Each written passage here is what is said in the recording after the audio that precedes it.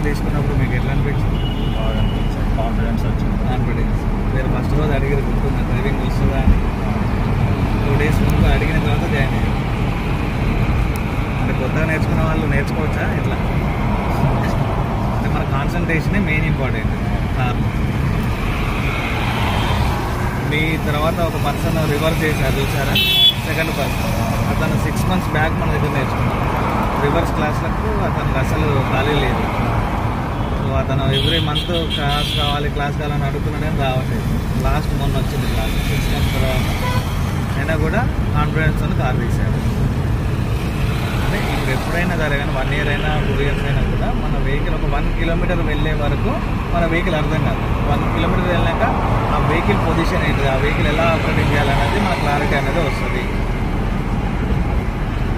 Main మనకు observation. ఈ vehicle of కాకుండా ఉండడానికి క్లచ్, ఇవి రెండే మెయిన్. ఎందుకంటే నువ్వు ఎంత ఎక్సర్సైజ్ చేస్తే అంత స్పీడ్గా వెళ్తుంది.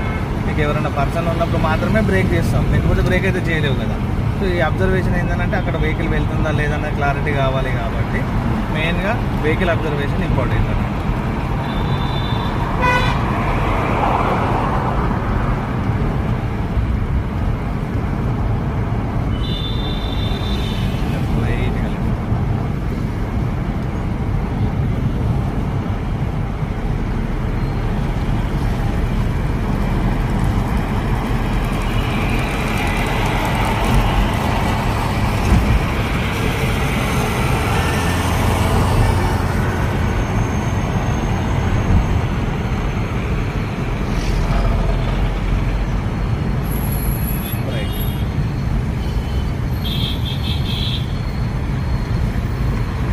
థర్డ్ గేర్లో వెళ్ళిపోతుంది. థర్డ్ గేర్ ఎందుకంటే అక్కడ స్పీడ్ లిమిట్ అనేది కొద్దిగా హెవీగానే ఉంది కాబట్టి థర్డ్లో వెళ్ళిపోతుంది.